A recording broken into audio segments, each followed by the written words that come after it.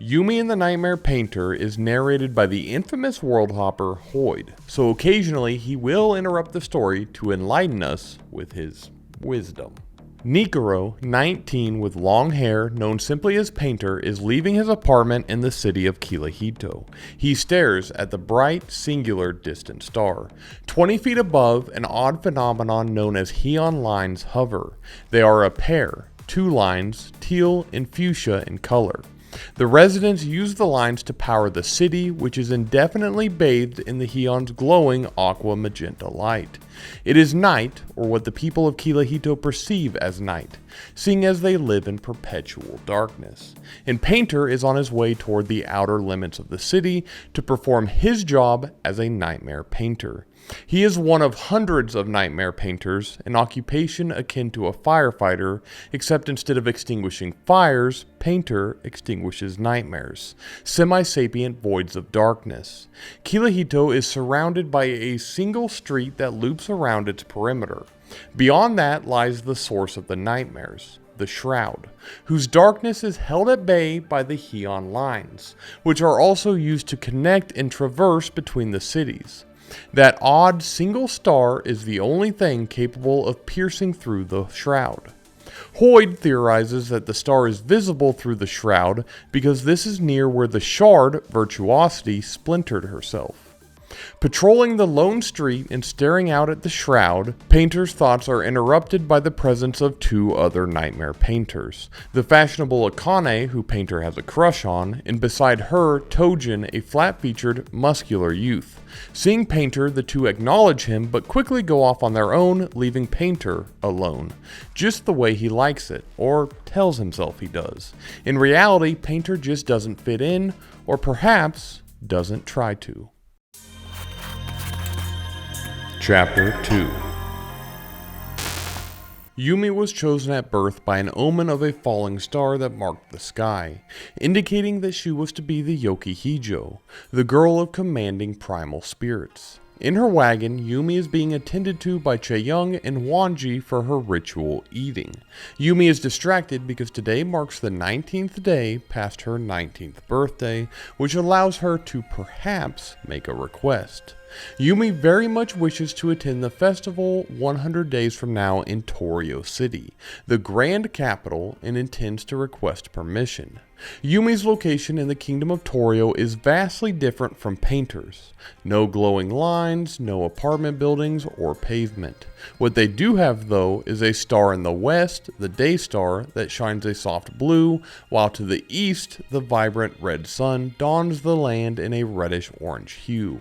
Yumi is escorted through town toward a spring for her ritual bathing, with her attendants blocking her face with fans from onlookers.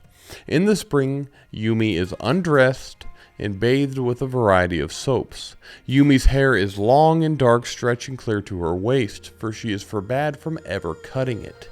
Yumi is then led to a shrine for her ritual prayers. It is here that she is approached by Leon, a tall woman with a demanding air about her. Leon is her warden. Yumi now has a chance to make her request to attend the festival.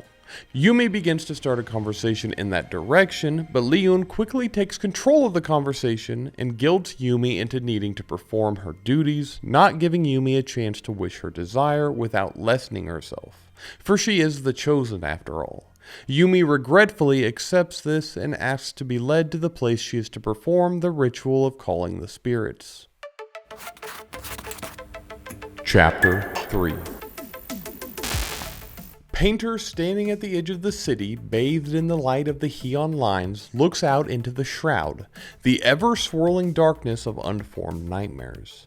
Painter feels isolated looking into the void. The people of the city stay inward in an attempt to ignore what surrounds them.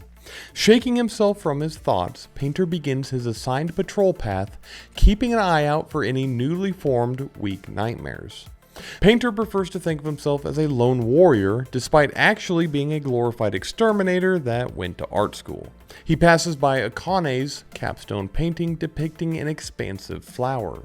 In the painter's downtime, they would paint on the outside of buildings that faced the Shroud, for they had no windows. Painter's own capstone painting was a failure that needed whitewashing. But not tonight, for Painter's well-trained eye spotted a disturbance in the shroud, a rippling indicating a nightmare had passed through. Equipped with his brush the length of a sword in supply bag, Painter strikes inward to track the nightmare. He passes by his latest failure, which was supposed to be that of a star, inspired by an intended voyage to that distant star in the night sky, which he learned was actually a planet, inhabited presumably by other people. On the corner of the wall containing his failure, Painter catches slight traces of steaming darkness, confirming to him that the nightmare is taking the expected direct path into the city. Painter follows its trail, noting how the nightmare is taking form the closer it gets to humanity, feeding off their thoughts. He sees a footprint, then a handprint with long claws. Painter finds his prey in a narrow alley some 7 feet tall and faceless. The nightmare is sticking its head through a wall to peer inside since the building has no windows. Painter makes note that this nightmare is weaker, probably only having visited the city once or twice before to feed. After each visit, the nightmare would have to return to the shroud in order to renew itself. It would need to do this a dozen plus times to gain enough form to be a real threat. The nightmare hears Painter, who quickly empties his mind in defense. The nightmare, uninterested, returns to its initial prey, seeking out more powerful thoughts and emotions to feed upon. Painter withdraws a 3 foot by 3 foot canvas from his bag. Supposedly, if you painted something the nightmare resembled or would resemble, you gain the most power over it. Painter has trouble with this, instead choosing the efficiency of painting bamboo stalks, which he is well practiced at, plus they did kind of resemble a nightmare's spindly arms.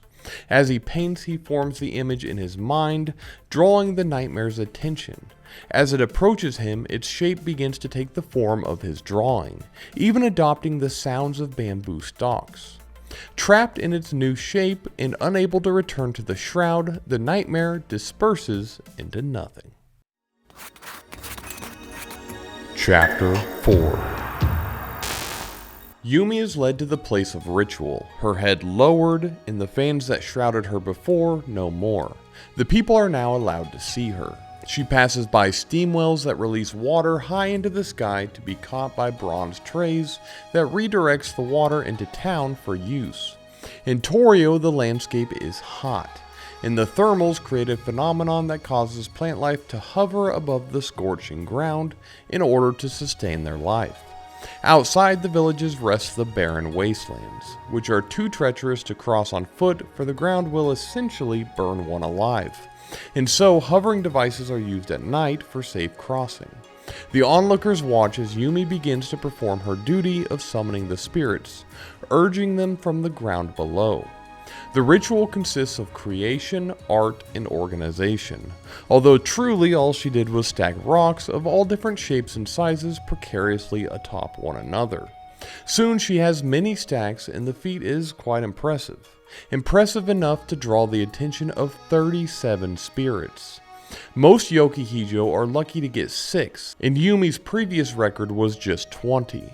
The bidders line up for Yumi to begin requesting the spirits to fulfill their needs. The first man requests light, and so Yumi forms the image in her mind and asks the spirit, who accepts, splitting into 2 spheres used for light. She continues this way, fulfilling all 37 wishes, and each time the spirit splits into 2. The spirits will remain bound this way for 5 to 10 years, and over time they will fade away, just like her creation of rocks. Leon approaches Yumi to offer congratulations, and sprawled out on the ground among the floating flowers, Leon finds not the Yoki-Hijo, but instead an exhausted 19-year-old girl. Chapter 5. Painter thinks about his historical knowledge, how the nightmares originally came from the sky. There are numerous historical records stating that the blood of a dying god created the shroud in the nightmares. Painter's generation, 17 centuries later, relied on the Heian to drive back the shroud. Foreman Tsukishi removes Painter's canvas containing the painting of bamboo stalks he had made to banish the nightmares. Tsukishi then criticizes Painter for continuing to paint bamboo, calling it laziness, and wondering if Painter was actually banishing nightmares. Painter shrugs off the criticism, claiming how it works and that the nightmares to him resemble bamboo. Tsukishi adds tally marks next to Painter's name, and Painter collects his pay and heads to the Noodle Pupil restaurant. Inside, he notices Akane in the back adjusting her hair and Tojin nearby. Painter, being the lone warrior that he is, takes a seat at the bar and is awkwardly mocked by the manager of the establishment, Design, for always ordering the same thing. Design is pretty with long white hair, voluptuous curves, and a noticeably ample bosom. Hoid interjects our story to say how Design, his Spren cryptic, is not particularly good at acting human, and that her good looks were a request by her because to Design, boobs looked fun. And the more attractive she is, the more everyone will be disturbed should her light-weave disguise unravel. Hoid takes pride in the way Painter's eyes linger on Design the entire time she works. After receiving his noodles, Painter asks Design if him being a nightmare painter is important work. Design, misunderstanding, offers him a 7% discount for his brave services. Painter, slightly dismayed, accepts the offer anyway. Akane approaches the bar and Painter purposely looks away. Design attempts to get Painter to go and talk to his fellow painters since he is obviously lonely. Painter quickly pays to avoid anything that is probably good for him, receiving a generous 97% off instead. Painter retrieves his bag from the odd coat rack, which is quite literally Hoid frozen in time. Hoid interjects the story to explain that Design, finding him too creepy, decided to paint him copper and add additions to him, making him a suitable coat rack. Hoid was quite aware that all of this was happening at the time. Design had also ransacked his pockets for money in order to build the noodle shop into what it is today, making Hoid part owner. Painter leaves the establishment, his illusion of being some self-sacrificing lone warrior momentarily broken. Lingering in self-pity, he notices the residue of a nightmare nearby. Painter almost ignores the trail to return home, but second-guesses himself, pursuing the nightmare deeper into the rain-swept streets. Chapter 6. Hoid explains that his predicament happened as soon as he arrived on the planet. He simply froze. Gradually over time, he became less and less aware of what was going on around him. 3 Rasharan years after this event, he began seeing different forms of images and voices in his head, telling him the story of Yumi and Painter, which is how Hoid is able to recount this tale despite having been a coat rack during it. He assumes it has something to do with his connection to them. Somehow their story is directly linked to what had happened to him. Yumi awakens on her wagon floor feeling tired and guilty for not feeling the emotions she believes a chosen should feel after a ritual. Leon enters and Yumi, face still tear-stricken, asks how she did, saying how she has never heard of a Yokihijo summoning 37 spirits. Yumi, hoping for praise, is instead met with calculated coolness. Leon says Yumi did her duty, but questions what the next town will think when Yumi is too tired to summon that many spirits again. Will they feel less worthy? This stings Yumi. Leon goes on saying that if Yumi does not take care of herself, she will squander the great position and opportunity she has been given. Leon leaves, claiming that Yumi's depression is her failing as a warden. Yumi alone begins to have rebellious thoughts, and feels that being the Yokihijo imprisoned her at birth. A voice comes to Yumi, a powerful spirit communicating and sympathizing with her, calling her bound. Yumi has a sense that the spirit is communicating with her from the Daystar. The spirit asks her if it can give her a boon, having heard her thoughts. Yumi reluctantly declines the boon, believing that her rebellious thoughts angered the spirit. This was not the case, but the spirit accepts her wishes and instead asks Yumi for a boon of its own. The spirit says they are trapped, not in the way that Yumi binds them to perform tasks, but in a much worse way. The spirit wishes Yumi to free them and says that there is another that can help her. Yumi accepts, and all goes black. Chapter 7. Painter continues to track the nightmare through the rain. It is difficult, and Painter is about to give up, thinking he lost the trail, when he glances through a window he neglected earlier and sees the nightmare crouched over a bed, feeding off of a 4-year-old boy. Painter quickly realizes why this nightmare had been so hard to track. It was no longer formless and had bone-white eyes. This nightmare had to have already made 10 trips into the city and was almost fully stable, making it dangerous. Painter begins to feel panic and back away, thinking on how this nightmare should be handled by the Dreamwatch, a special division of painters specifically trained for taking care of stable nightmares. The child makes a noise that breaks through Painter's terror, who realizes the boy is awake. Painter sees the nightmare gingerly stroke the boy's cheek with a claw, drawing blood as it feeds off the boy's conscious thoughts and emotions. Painter reacts quickly and quietly, not wanting to wake up the boy's parents in the room over, for the nightmare would likely attack them. Painter begins painting his signature bamboo, drawing the nightmare's attention away from the boy, but the bamboo isn't working. The nightmare keeps coming forward, grinning at him. Luckily, its nearly formed body makes passing through walls difficult, slowing it. Painter starts again, painting a picture of the boy's mother on his next canvas. Painting people is dangerous because the nightmare could still hurt him in the form of a human, but it feels right. As he paints, something returns to Painter, and when he next looks up, he sees the nightmare running away from him. Painter assumes the nightmare is not quite formed enough to risk attacking him. Painter looks through the window and smiles at the boy, who screams, bringing his parents into the room. The father graciously thanks Painter, who in turn says it was nothing, and tells the man to take his family and leave the city. Painter says he will report this incident and have funds accessible for the family. On his way to the foreman offices, where he intended to do just that, Painter suddenly becomes overwhelmingly tired and instead heads back to his apartment to sleep.